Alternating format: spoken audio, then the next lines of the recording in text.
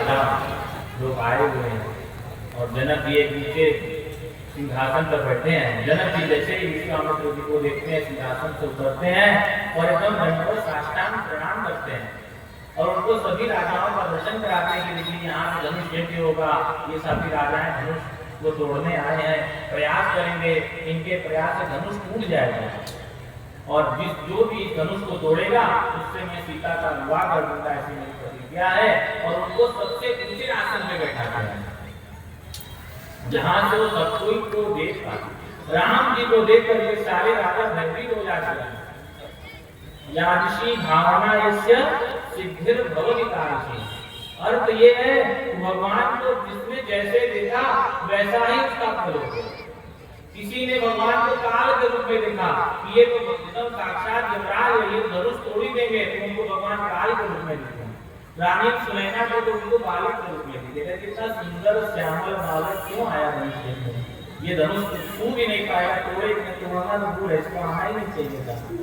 और राजा जनक को तो भगवान परब्रह्म के रूप में दिखे और जो बाकी राजा थे वो जानते थे कि ये भगवान है, उनको भगवान के रूप में दिखे। तो जो जैसा देख रहा है वैसे ही भगवान दिख रहे हैं। भगवान ऊपर बैठ गए और फिर सारे और जब सारे पूर्ववासियों को सारे जो नगर वासियों को ये पता लगता है कि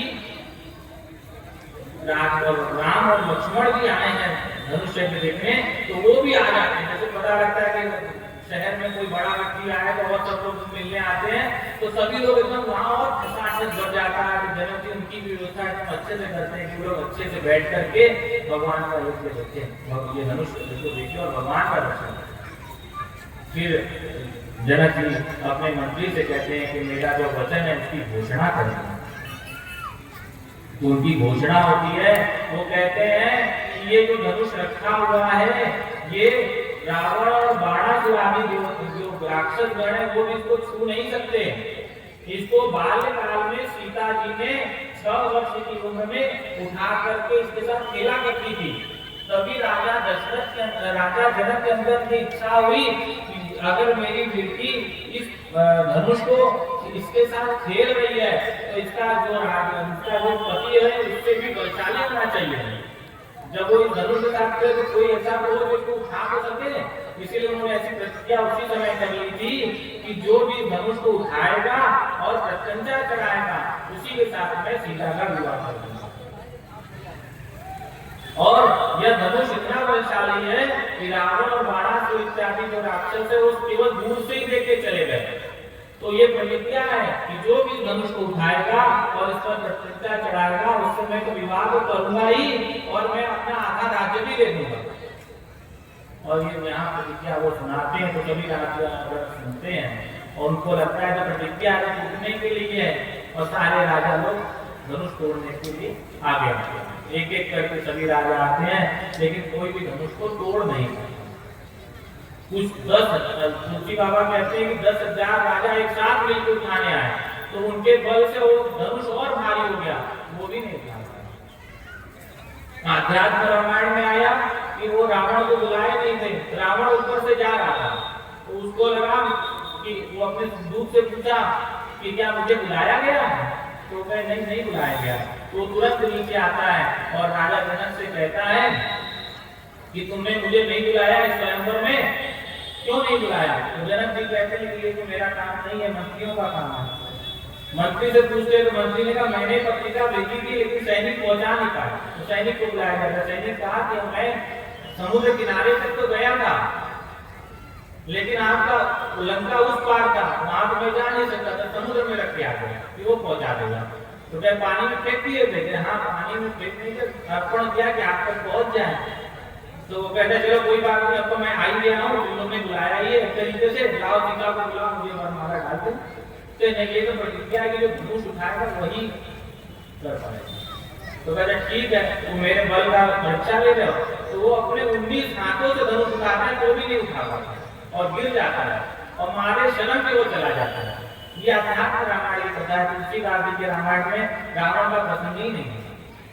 तो जनक जी दुखी हो जाते हैं जब कोई नहीं उठा पाता उस धनुष को तो तुलसीदास जनक जी दुखी हो जाते हैं और दुखी होकर के कहते हैं कि मुझे पता लगा कि ये जो पृथ्वी है वीरों से खाली हो गई है।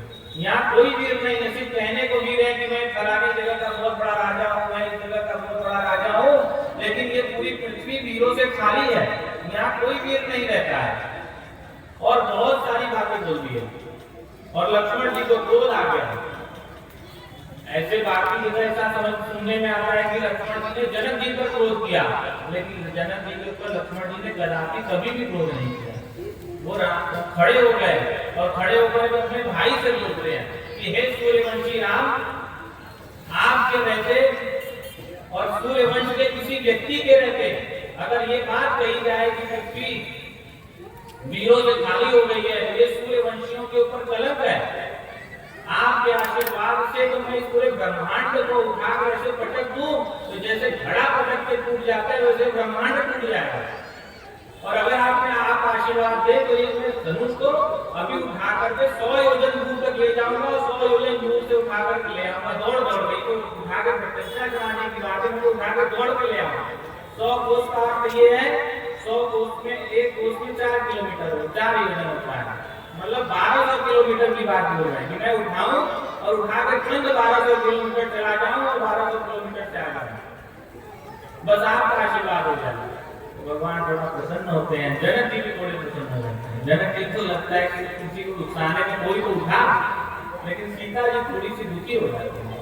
कहती है कि मेरे राम जी तोड़ेंगे तभी मैं वरमाला पहनाऊंगी, लक्ष्मण को मैं वरमाला नहीं पहनाऊंगी। इसके अंदर इतना क्रोध है, ये तोड़ने की बात कर रहा है, इनके तोड़ने में मैं वरमाला नहीं पहनाऊंगी। लेकिन अंदर से खुशी इस बात की होती है कि जिसका छोटा भाई इतना तेज है, इसका बड़ा भाई तो उससे बहुत तेज होगा, तो वो अवश्य ही तोड़ देगा।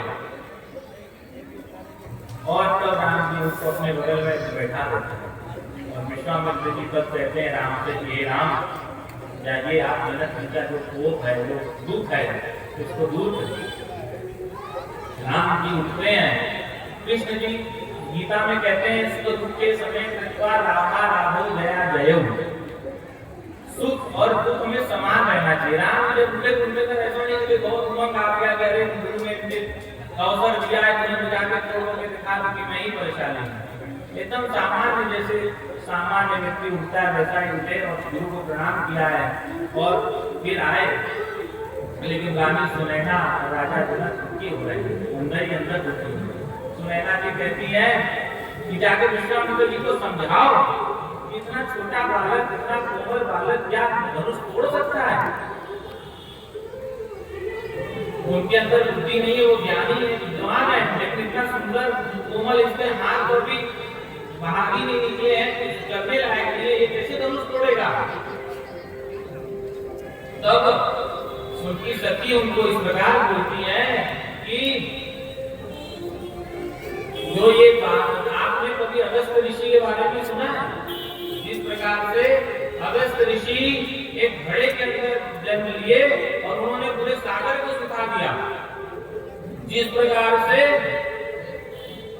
जो सूर्य है उसकी रोशनी कम है लेकिन वो पूरे संसार को दृढ़ देता है। जिस प्रकार से मंत्र छोटा होता है लेकिन देवताओं को अपने अधीन कर लेता है। देवा इनम जगत सर्वम मंत्राधीनस्य देवता ते देवा मंत्राधीनम तस्मात् ब्राह्मण देवता। कहते हैं कि मंत्र देखने में छोटा लगता है, ओम सूर्याय नमः, ओम घड़ी सूर्याय नमः, सोम सोमाय नमः, छोटे मंत्र है, लेकिन ये पूरे सूर्य भगवान को अपने ऊपर अपने वश में कर लेता है, चंद्रमा भगवान को वश में कर लेता है। इसी प्रकार आप इनको इनके मुंह को कम मत आंकिए।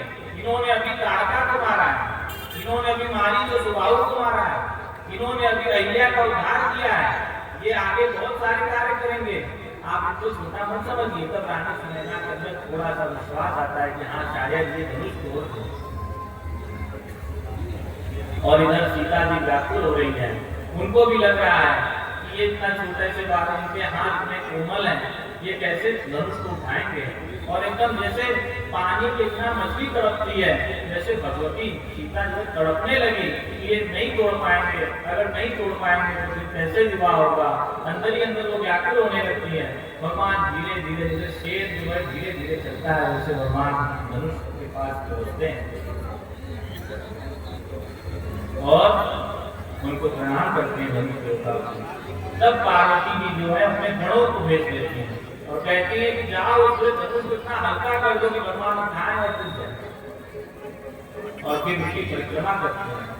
इसी कारण सबकी कोई को छोटा नहीं समझना चाहिए। भगवान ने धनुष की परिक्रमा की, उसको प्रणाम किया है और फिर एक बार सीता जी को देखा है। सीता जी को देख उनको लगा कि ये तो व्याकुल हो रही है। उनको ऐसा एहसास हुआ कि अगर मैंने अभी धनुष नहीं तोड़ा तो सीता जी के प्राण चले जाएंगे। तब इस धनुष तोड़ने का कोई मतलब नहीं, क्योंकि सीता जी को एक एक क्षण 100 युग के समान लग रहे थे। वो तुरंत भगवान शंकर जी कहते हैं कि धनुष उठाते तो मैंने भी देखा था, लेकिन वो टूटा था तो मुझे पता ही नहीं लगा। भगवान ने तुरंत धनुष उठाया है। लक्ष्मण जी ने पैर से जो है ब्रह्मांड को लगाया है और दशों दिशाओं को बोला है कि एकदम स्थिर होकर के खड़े हो जाओ, क्योंकि अभी धनुष टूटने वाला है। और जैसे ही उठाया है तुरंत ही धनुष प्रतिज्ञा चढ़ाते ही टूट गया। बोले सियावर रामचंद्र की